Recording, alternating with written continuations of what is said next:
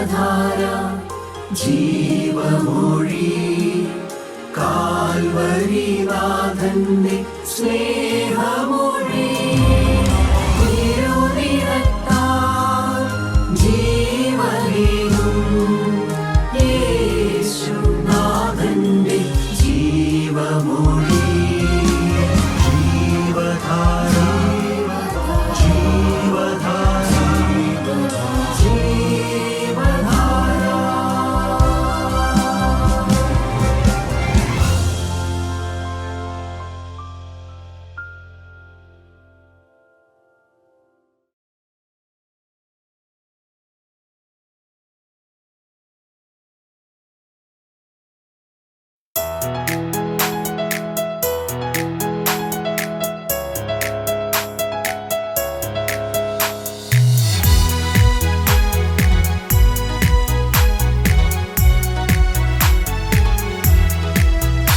എന്റെ പ്രതിഫലം സ്വർഗത്തിലാ, എന്റെ പ്രതിഫലം സ്വർഗത്തിലാ, എന്റെ പ്രതിഫലം സ്വർഗത്തിലാ, എന്റെ പ്രതിഫലം സ്വർഗത്തിലാ. കാണും പ്രേമകാന്തനെ വാഴും ഞാൻ പ്രിയനത്ത് സ്വർഗ സിയോൻ പുരിയിൽ.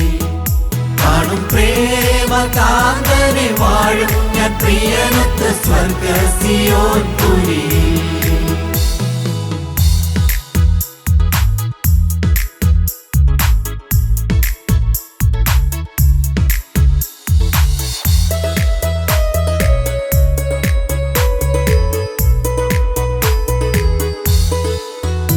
എന്റെ കഷ്ടങ്ങൾ മാറിടും, എന്റെ കണ്ണുനീർ തോർന്നിടും. എന്റെ കഷ്ടങ്ങൾ മാറിടും, എന്റെ കണ്ണുനീർ തോർന്നിടും. തിരുപ്പാലിൻ ദുരിതങ്ങൾ ചേരും പ്രിയന്മാരിൽ സ്വർഗ സിയോൻ പുരിയിൽ. തിരുപ്പാലിൻ ദുരിതങ്ങൾ ചേരും പ്രിയന്മാരിൽ സ്വർഗ സിയോൻ പുരിയിൽ.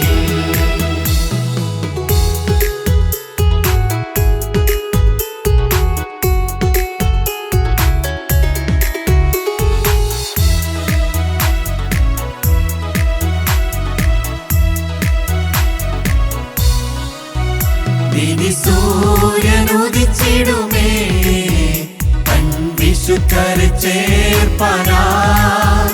വിധി സൂര്യനുദിച്ചിടുമേ തൻ വിശുദ്ധരെ ചേർപ്പാനായി. പാലിച്ചേരും ദൂതരത്ത് ഹല്ലേലൂയ പാടും ഞാൻ സ്വർഗ സിയോൻ പുരിയിൽ. പാലിച്ചേരും ദൂതരത്ത് ഹല്ലേലൂയ പാടും ഞാൻ സ്വർഗ സിയോൻ പുരിയിൽ.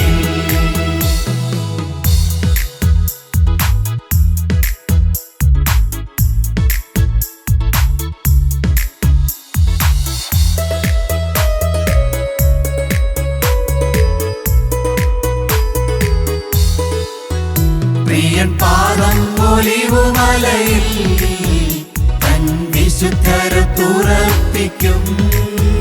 പ്രിയൻ പാദം ഒലിവുമലയിൽ തൻ വിശുദ്ധരെ തുറപ്പിക്കും. പിളർന്നു മാറും രണ്ടായി ഒലിവുമല കിഴക്കു പടിഞ്ഞാറാ. പിളർന്നു മാറും രണ്ടായി ഒലിവുമല കിഴക്കു പടിഞ്ഞാറാ.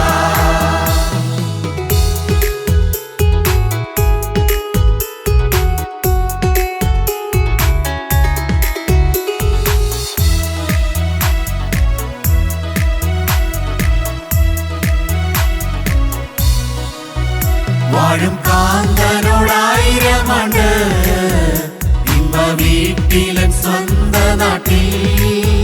വാഴും കാന്തനോടായിരമണ്ട് ഇമ്പ വീട്ടിലൻ സ്വന്ത നാട്ടിൽ. ദുഃഖം മുറവിളിയും കഷ്ടതയും മരണവുമില്ലവിടെ.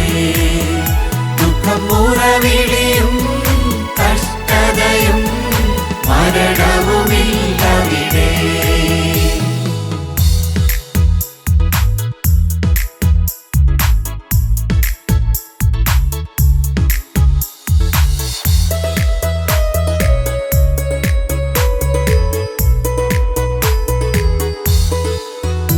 ഇല്ല ഇനി ഇരുളൊരു നാളും ദൈവ കുഞ്ഞാടു പ്രകാശമായി.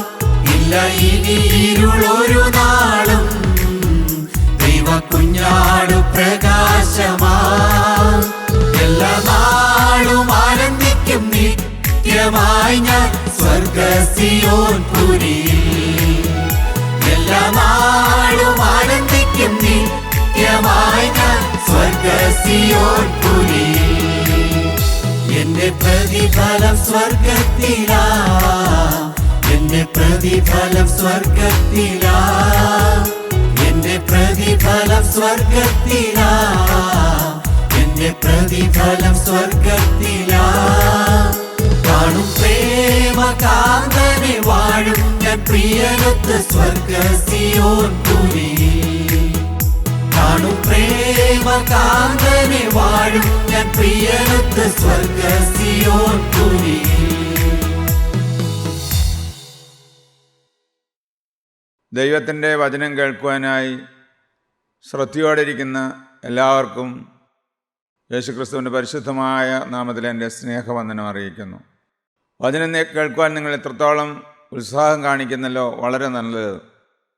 ദൈവത്തിൻ്റെ വചനമാണ് നമ്മുടെ ജീവിതത്തിന് പ്രത്യാശ തരുന്നത്, ഉന്മേഷം തരുന്നത്, പാപജീവിതത്തിൽ നമ്മെ തിരിക്കുന്നത്. ഈ വചനം മൂലമാണ് നമുക്ക് മാനസാന്തരം ലഭിക്കുന്നത്. മാനസാന്തരത്തിൽ കൂടി മാത്രമേ ആർക്കും കർത്താവായ യേശുക്രിസ്തുവിൻ്റെ രാജ്യത്തിൽ എത്തിച്ചേരുവാൻ സാധിക്കുകയുള്ളൂ. ഈ ദൈവത്തിൻ്റെ വചനം കേൾക്കുവാനായി നമുക്ക് വളരെ ശ്രദ്ധയോടെ പ്രാർത്ഥനയോടെ നമ്മളുടെ ഹൃദയവും നമ്മുടെ മനസ്സും എല്ലാം ഏകാഗ്രമാക്കിക്കൊണ്ട് ദൈവവചനത്തിന് മുമ്പാകെ നമുക്കിരിക്കാം. 2 കൊരിന്ത്യർ ലേഖനം 2-ാം അധ്യായത്തിൻ്റെ 11-ാം വാക്യം നമുക്ക് വായിക്കാം. സാത്താൻ നമ്മെ തോൽപ്പിക്കരുത്, അവൻ്റെ തന്ത്രങ്ങളെ നാം അറിയാത്തവരല്ലല്ലോ. സാത്താൻ നമ്മെ തോൽപ്പിക്കരുത്, അവൻ്റെ തന്ത്രങ്ങളെ നാം അറിയാത്തവരല്ലല്ലോ. ദുഷ്ടനായ സാത്താൻ ഏതൊരു വിശ്വാസിയെയും ദൈവത്തിനെയും തോൽപ്പിക്കുവാൻ സാധ്യതയുണ്ട്. തോൽപ്പിക്കുക എന്ന് പറയുമ്പോൾ തമ്മിലുള്ളതായ യുദ്ധത്തിൻ്റെ പര്യവസാനമാണ്. സാത്താൻ നമ്മെ തോൽപ്പിക്കരുത്, നമ്മളോട് യുദ്ധം ചെയ്യാൻ വരുന്നതായ ദുഷ്ടനായ സാത്താൻ നമ്മെ തോൽപ്പിക്കരുത്, അവൻ്റെ തന്ത്രങ്ങളെ നാം അറിയാത്തവരല്ലല്ലോ. ദുഷ്ടനായ സാത്താൻ തന്ത്രങ്ങളിൽ കൂടിയാണ് ഏതൊരു വിശ്വാസിയെയും തോൽപ്പിക്കുന്നത്. അപ്പോൾ അവൻ്റെ തന്ത്രങ്ങളെ നാം അറിഞ്ഞിരുന്നാൽ മാത്രമേ നമ്മളെ തോൽപ്പിക്കുവാനായി നമ്മളോട് യുദ്ധം ചെയ്യുന്ന സാത്താനോട് നമുക്ക് എതിരിടുവാനും നമുക്ക് വിജയം വരിക്കുവാനും സാധിക്കുകയുള്ളൂ. ആരാണ് ഈ സാത്താൻ? സാത്താൻ എന്നും ദൈവജനത്തിൻ്റെ ശത്രുവാണ്. ഈ സാത്താൻ ആരായിരുന്നു?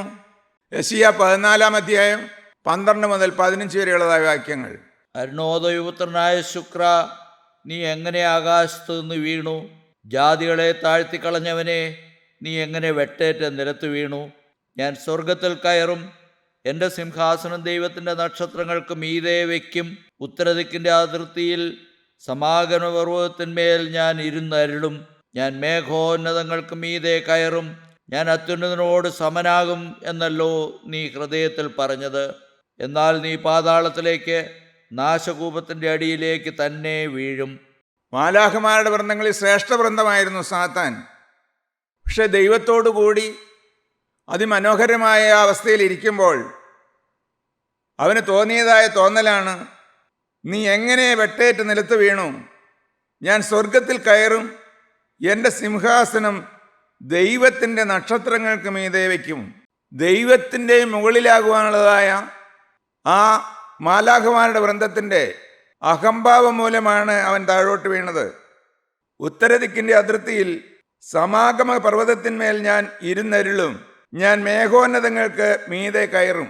ദൈവത്തെക്കാൾ ഉന്നതനായി തീരുവാൻ, ദൈവത്തിൻ്റെ മീതെയായി തീരുവാൻ ആഗ്രഹിച്ചതായ മാലാഖമാരുടെ വൃന്ദമാണ് സാത്താനായി മാറിയത്. സദൃശ്യവാക്യങ്ങളുടെ പുസ്തകം 16-ാം അധ്യായത്തിൻ്റെ 18-ാം വാക്യത്തിൽ ഏതൊരു മനുഷ്യൻ്റെയും വീഴ്ചയുടെ മുൻപുള്ളതായ കാര്യം എന്താണ്? 16-ാം അധ്യായത്തിൻ്റെ 18-ാം വാക്യം. നാശത്തിന് മുമ്പേ ഗർവം, വീഴ്ചയ്ക്ക് മുമ്പേ ഉന്നതഭാവം. നാശത്തിന് മുമ്പേ ഗർവം, വീഴ്ചയ്ക്ക് മുമ്പേ ഉന്നതഭാവം.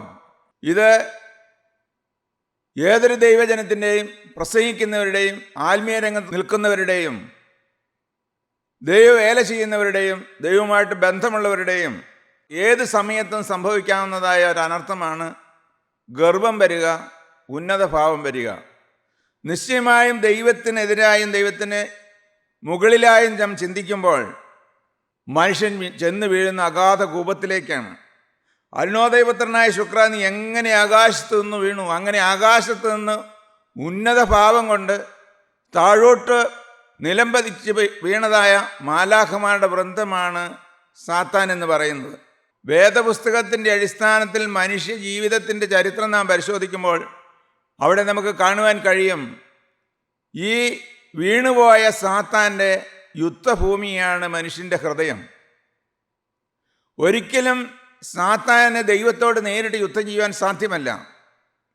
അതുകൊണ്ട് ദൈവത്തിൻ്റെ ഏറ്റവും ഉത്തമ സൃഷ്ടിയായ സ്നേഹഭാജനമായ സ്വന്തം ഛായയിലും സാദൃശ്യത്തിലും സൃഷ്ടിച്ചവനായ മനുഷ്യൻ്റെ ഹൃദയത്തിൽ കയറിക്കൂടുകയും അവനെ ദൈവസ്നേഹത്തിൽ നന്യപ്പെടുത്തുകയും ചെയ്യുക. ഇതാണ് വീണുപോയതായ സാത്താൻ്റെ അന്നു മുതലുള്ളതായ തന്ത്രമാണ് മനുഷ്യനെ ദൈവത്തിൽ നിന്ന് മാറ്റിക്കൊണ്ടു പോവുക.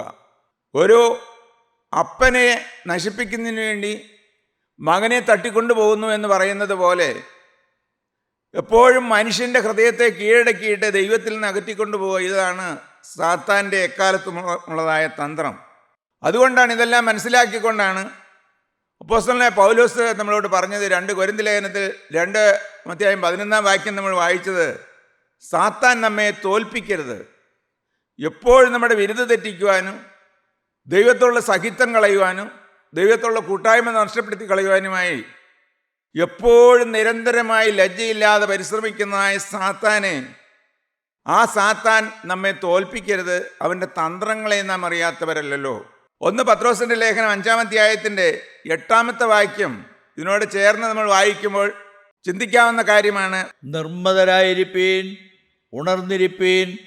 നിങ്ങളുടെ പ്രതിയോഗിയായ പിശാച് അലറുന്ന സിംഹം എന്ന പോലെ ആരെ വിഴുങ്ങേണ്ടു എന്ന് തിരിഞ്ഞ് ചുറ്റി നടക്കുന്നു. അന്ന് ഉന്നതികളിലായിരുന്ന സാത്താൻ താഴോട്ട് വീണപ്പോൾ അന്നു മുതൽ അവൻ വൈരാഗ്യം പൂണ്ട് ഈ ആരെയാണ് ദൈവത്തിൽ നിന്ന് അകറ്റേണ്ടതെന്ന് വിചാരിച്ചുകൊണ്ട് നിങ്ങളുടെ പ്രതിയോഗിയായ പിശാച് അലറുന്ന സിംഹം എന്ന പോലെ ഈ ഭൂമിയിലൊക്കെയും ഊടാടി സഞ്ചരിച്ചുകൊണ്ടിരിക്കുകയാണ്.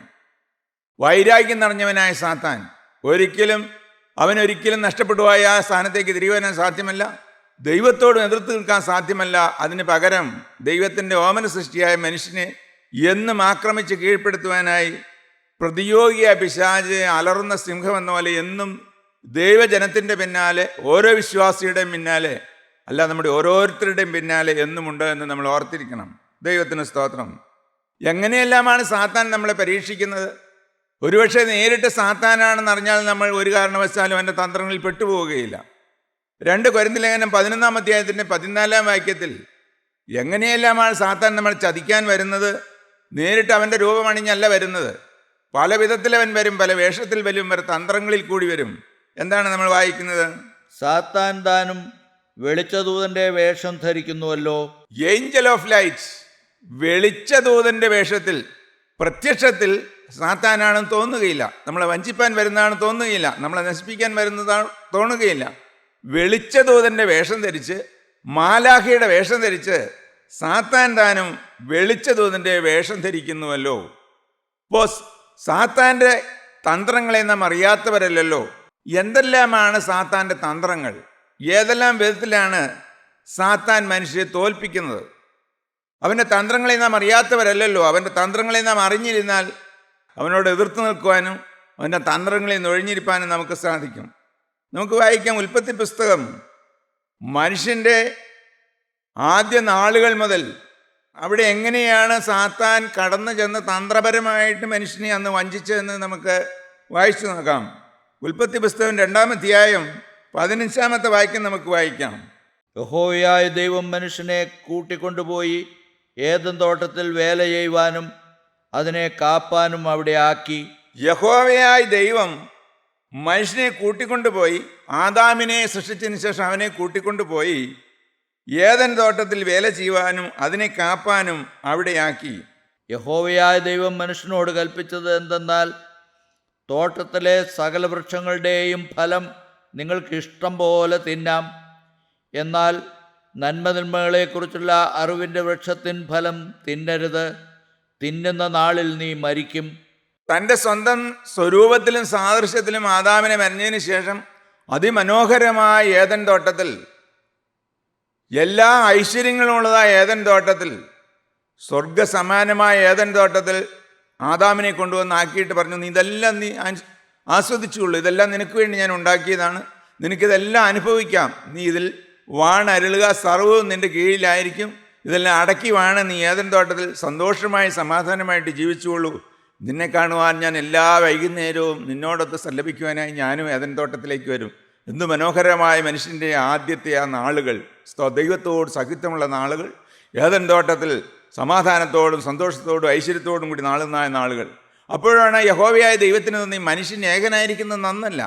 പ്രിയമുള്ളൊരു വിവാഹ ജീവിതം നല്ലതാണ്, കുടുംബജീവിതം നല്ലതാണ്, ദൈവം കൽപ്പിച്ചിട്ടുള്ളതാണ്. ഏകനായ മനുഷ്യനിരിക്കുന്നതിനേക്കാൾ അവനൊരു തക്ക തുണയായിട്ട് ഹവ്വായെ കൊടുത്തു. അതിൻ്റെ 20-20 മുതൽ വെച്ച് മനുഷ്യനെ എല്ലാ കന്നുകാലികൾക്കും ആകാശത്തിലെ പറവകൾക്കും എല്ലാ കാട്ടുമൃഗങ്ങൾക്കും പേരിട്ടു.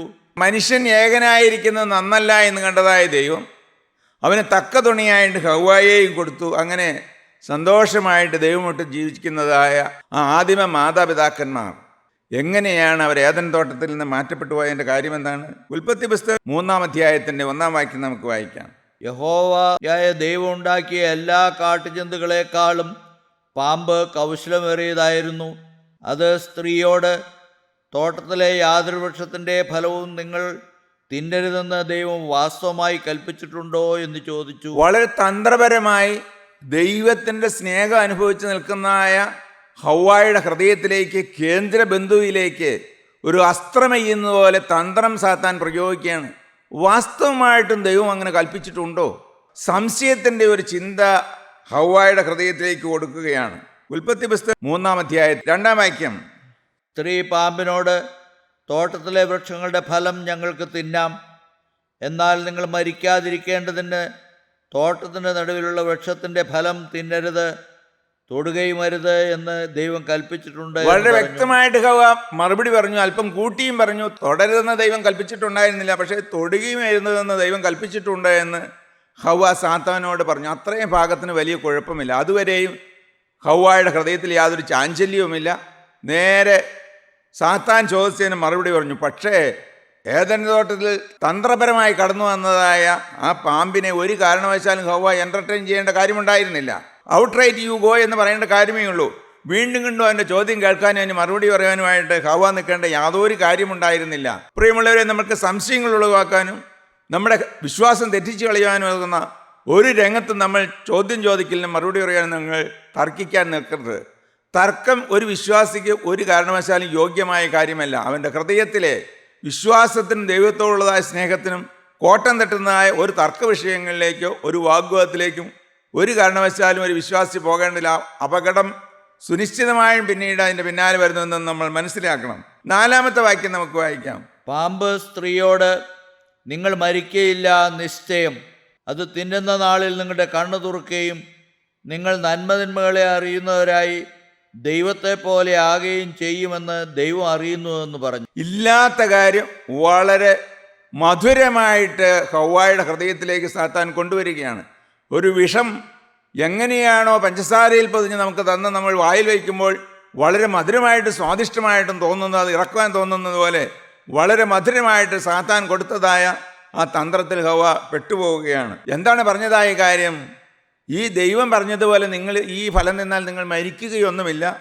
ആ കാര്യം ദൈവത്തിനറിയാം. നിങ്ങൾ ഈ ഫലം തിന്നാൽ നിങ്ങൾ ദൈവത്തെ പോലെ ആകുമെന്നും, അങ്ങനെ നിങ്ങൾ ദൈവത്തെ പോലെ ആകുന്നത് ദൈവത്തിന് ഇഷ്ടമല്ലാത്തത് കൊണ്ടാണ് നിങ്ങൾക്ക് ഈ ഒരു നിയന്ത്രണം ദൈവം വെച്ചിരിക്കുന്നുള്ള ആ ഒരു തന്ത്രമാണ് സാത്താൻ ഹവ്വായുടെ ഹൃദയത്തിലേക്ക് കൊടുത്തത്. പ്രിയമുള്ളവരെ, എന്താണ് സംഭവിച്ചത്? അതുവരെയും ഹവ്വായുടെ ഹൃദയത്തിൽ ദൈവത്തോട് സ്നേഹമായിരുന്നു, ഇഷ്ടമായിരുന്നു, യാതൊരു സംശയമില്ല. തിന്നരുതെന്ന് പറഞ്ഞിട്ട് തിന്നുന്നില്ല, നോക്കുന്നില്ല, അല്പം പോലും അതിലേക്ക് ആകർഷണം ഒന്നും വരുന്നില്ല. പക്ഷേ ദൈവത്തിൻ്റെ സ്നേഹത്തിലേക്ക് സംശയം കൊണ്ടുവന്ന് കഴിഞ്ഞപ്പോൾ അതിനുള്ള തന്ത്രം സാത്താൻ പ്രയോഗിച്ചു കഴിഞ്ഞപ്പോൾ, അതിന് ഹൗവ ഇടം കൊടുത്തു കഴിഞ്ഞപ്പോൾ വന്നതായ ആ മനോഭാവത്തിന് എന്ത് വ്യത്യാസമാണെന്ന് നോക്കൂ. 6-ാമത്തെ വാക്യം. ആ വൃക്ഷഫലം തിന്മാൻ നല്ലതും കാൺമാൻ ഭംഗിയുള്ളതും ജ്ഞാനം പ്രാപിപ്പാൻ കാമ്യവും എന്ന് സ്ത്രീ കണ്ടു, ഫലം പറിച്ചു തിന്നു, ഭർത്താവിനും കൊടുത്തു. അതുവരെ ആ ഫലം നോക്കണമെന്ന് ഹവ്വായ്ക്ക് തോന്നിയ കാര്യമല്ല. പക്ഷേ ദൈവത്തിൻ്റെ സ്നേഹത്തിൻ്റെ സംശയം ഹവ്വായുടെ ഹൃദയത്തിൽ ഉരുവായി കഴിഞ്ഞപ്പോൾ അവളുടെ ഹൃദയം ആകെ മാറിപ്പോയി. ദൈവത്തിൻ്റെ സ്നേഹത്തെ നമ്മൾ സംശയിക്കുമ്പോൾ സാത്താൻ എപ്പോഴും മനുഷ്യനെ വഞ്ചിക്കുന്നതായ തന്ത്രമാണ്. ദൈവത്തിന് എന്നോട് സ്നേഹമില്ല, ദൈവത്തിന് എൻ്റെ നന്മ ആഗ്രഹമില്ല. അങ്ങനെ ദൈവത്തിന് എന്നോട് സ്നേഹം ഉണ്ടായിരുന്നെങ്കിൽ എനിക്കിങ്ങനെ രോഗം വരുമായിരുന്നോ, എനിക്കിങ്ങനെ കെടുതി വരുമായിരുന്നോ? മറ്റുള്ളവരെ സുഖമായി ജീവിക്കുമ്പോൾ ഞാൻ എന്തുകൊണ്ട് ദുഃഖത്തോടെ നടക്കുന്നു? എനിക്കെന്തുകൊണ്ട് മക്കളില്ല? എനിക്കെന്തുകൊണ്ട് അപകടം വന്നു? മറ്റെല്ലാവരും സുഖമായി കഴിയുമ്പോൾ എനിക്ക് എന്തുകൊണ്ട് ഈ കെടുതി വന്നു? മനുഷ്യന് എപ്പോഴും ദൈവത്തോട് പരിഭവം വരികയാണ്, ദൈവത്തിൻ്റെ സ്നേഹത്തെ സംശയിക്കുകയാണ്. പ്രിയമുള്ളവർ, എന്താണ് ദൈവം നമ്മളെ സ്നേഹിക്കുന്നു എന്നുള്ളതിൻ്റെ അടയാളം എന്താണ്? നിങ്ങൾ എന്താണ് ധരിച്ചു വച്ചിരിക്കുന്നത്? ദൈവത്തിന് എന്നോട് സ്നേഹമാണ് എന്ന് എങ്ങനെ നമുക്കറിയാം? എന്താണ് അതിൻ്റെ അടയാളം? എന്താണ് ദൈവം എന്നെ സ്നേഹിക്കുന്നതിൻ്റെ അടയാളം? എന്താണ്? ഏറ്റവും നല്ല മനോഹരമായ വാക്യമാണ് യോഹന്നാന്റെ സുവിശേഷം 3-ാം അധ്യായത്തിൻ്റെ 16-ാമത്തെ വാക്യം. അത് ഈ ലോകത്തിൽ എനിക്ക് വീട് തന്നോ തന്നില്ലയോ എന്നുള്ളതല്ല, നല്ല ജോലി കിട്ടിയോ കിട്ടിയില്ലയോ എന്നുള്ളതല്ല, ദൈവത്തിന് സ്തോത്രം എനിക്ക് മക്കളുണ്ടോ മക്കളില്ലേ എന്നുള്ളതല്ല. ദൈവത്തിന് സ്തോത്രം, എൻ്റെ രോഗം ആരോഗ്യമുള്ള ശരീരമാണോ, രോഗത്തിന് അടിമയായ ശരീരമാണോ? ഇതൊന്നുമല്ല അതിൻ്റെ കാരണം. അതിൻ്റെ നിദാനം എന്ന് പറയുന്നത് ദൈവം എന്നെ സ്നേഹിക്കുന്നതിൻ്റെ ക്രൈറ്റീരിയ എന്താണ്? തൻ്റെ ഏകജാതനായ പുത്രനിൽ വിശ്വസിക്കുന്ന ഏവനും നശിച്ചു പോകാതെ നിത്യജീവൻ പ്രാപിക്കേണ്ടതിന് ദൈവം അവനെ നൽകുവാൻ തക്കവണ്ണം ലോകത്തെ സ്തോത്രം. ദൈവത്തിൻ്റെ സ്നേഹത്തിൻ്റെ പ്രദർശനം എന്ന് പറയുന്നത് പിതാവായ ദൈവം തൻ്റെ ഏകജാതന പുത്രനെ എനിക്ക് അയച്ചു തന്നു എന്നുള്ളതാണ്. തൻ്റെ ഏകജാതനായ പുത്രൻ പിതാവിൻ്റെ സന്നിധി വിട്ട് എന്നെ തേടി എനിക്ക് പകരമായി ഭൂമിയിലേക്ക് വന്ന് എൻ്റെ സകല പാപങ്ങളും ഏറ്റെടുത്ത് ക്രൂശിൽ മരിച്ചു എന്നുള്ളതാണ് ദൈവത്തിന് എന്നോടുള്ള സ്നേഹത്തിൻ്റെ നിദർശനമെന്ന് പറയുന്നത്. ആ സ്നേഹം നിങ്ങൾ കണ്ടിട്ടുണ്ടോ? ആ സ്നേഹം നിങ്ങൾ രുചിച്ചിട്ടുണ്ടോ? ദൈവത്തിന് സ്തോത്രം. ആ സ്നേഹം ദൈവത്തിന് സ്തോത്രം നമ്മൾ അറിഞ്ഞാൽ, അത് നമ്മൾ അനുഭവിച്ചാൽ, ആ സ്നേഹം നമ്മുടെ ഹൃദയത്തിൽ വന്നാൽ, പ്രിയമുള്ളവരെ, സാത്താൻ്റെ തന്ത്രങ്ങളോട് നമുക്ക് എതിർത്ത് നിൽക്കാൻ കഴിയും. ഇത് അനുഭവിച്ചതായ പാട്ടുകാരനാണ് ഇങ്ങനെ പാടിയത്. ഇത്ര സ്നേഹം, ഇത്ര സ്നേഹം, ഇത്ര സ്നേഹം എരിവാൻ മനുഷ്യനിൽ എന്തു നന്മ കണ്ടു നീ രക്ഷകരാ. മനുഷ്യരിൽ എന്തു നന്മ കണ്ടു നീ രക്ഷകരാ. യാതൊരു നന്മയും കാണാത്ത എന്നെയും നിങ്ങളെയും സ്നേഹിച്ച സ്നേഹം, കാൽവറി ക്രൂശിലെ സ്നേഹം, ആ നിത്യസ്നേഹം, ദൈവത്തിന് സ്തോത്രം. ആ സ്നേഹത്തിന് എതിരായിട്ട് പിശാച് കൊണ്ടുവരുന്ന ഏതൊരു തന്ത്രങ്ങളെയും അറിയാത്തവരല്ലല്ലോ ദൈവത്തിന് സ്തോത്രം. പ്രിയമുള്ളവരെ, സാത്താൻ്റെ തന്ത്രങ്ങളെ നാം അറിയണം. രണ്ടാമത്തെ കാര്യം എന്താണ്? സാത്താൻ നമ്മളിൽ പ്രയോഗിക്കുന്നതായ തന്ത്രം. സാത്താൻ നമ്മളെ തോൽപ്പിക്കരുത്, അവൻ്റെ തന്ത്രങ്ങളെ നാം അറിയാത്തവരല്ലല്ലോ.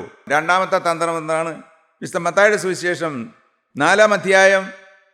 യേശുക്രിസ്തു പരസ്യ ശുശ്രൂഷയ്ക്ക് മുമ്പ് 40 രാവും 40 പകലും ഉപവാസത്തോടെ മരുഭൂമിയിൽ കഴിക്കുന്നതായ സമയമാണ്. അപ്പോൾ പിശാച് യേശുവിനെ പരീക്ഷിക്കുന്നതായ കാര്യമാണ് വിശുദ്ധ മത്തായിയുടെ സുവിശേഷം 4-ാം അധ്യായത്തിൽ പറയുന്നതായ കാര്യം.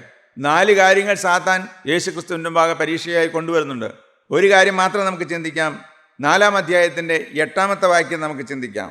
പിന്നെ പിശാച് അവനെ ഏറ്റവും ഉയർന്ന ഒരു മലമേൽ കൂട്ടിക്കൊണ്ടുപോയി ലോകത്തിലുള്ള സകല രാജ്യങ്ങളെയും അവയുടെ മഹത്വത്തെയും കാണിച്ചു. വീണ് എന്നെ നമസ്കരിച്ചാൽ ഇതൊക്കെയും നിനക്ക് തരാമെന്ന് അവനോട് പറഞ്ഞു. കർത്താവായ യേശുക്രിസ്തുവിൻ്റെ മുമ്പാകെ തന്ത്രവുമായിട്ട് സാത്താൻ ചെന്നിരിക്കുകയാണ്. ഈ കാണുന്ന ലോകം മുഴുവൻ എൻ്റെ കീഴിലാണ്. കർത്താവായ യേശുക്രിസ്തു പറഞ്ഞില്ല, അങ്ങനെയല്ല, നീ പറയുന്ന പോലെ അല്ലെന്നൊന്നും പറഞ്ഞില്ല. പിന്നെ പിശാച് അവനെ ഏറ്റവും ഉയർന്ന പോലെ മലമേൽ കൂട്ടിക്കൊണ്ടുപോയി ലോകത്തിലുള്ള സകല രാജ്യങ്ങളെയും അവയുടെ മഹത്വത്തെയും കാണിച്ചു. ഇതെല്ലാം എൻ്റെ കീഴിലാണ്, മനോഹരമാണ് എന്ന് കണ്ണഞ്ചിപ്പിക്കുന്ന രീതിയിൽ കർത്താവായ യേശുക്രിസ്തുവിൻ്റെ വക സാത്താൻ പ്രദർശിപ്പിച്ചതിന് ശേഷം പറഞ്ഞു, വീണ എന്നെ നമസ്കരിച്ചാൽ ഇതൊക്കെയും നിനക്ക് തരാം എന്നവനോട് പറഞ്ഞു. ഈ ലോകത്തിൻ്റെ സകല ഇമ്പങ്ങളും നല്ല നല്ല എല്ലാ കാര്യങ്ങളും എല്ലാം ആസ്വദിക്കാം, എല്ലാം ഞാൻ നിനക്ക് തരാം. നീ എന്താഗ്രഹിക്കുന്നു ഈ ലോകത്തിലെല്ലാം നിനക്ക് ഞാൻ സൗജന്യമായിട്ട് തരാം.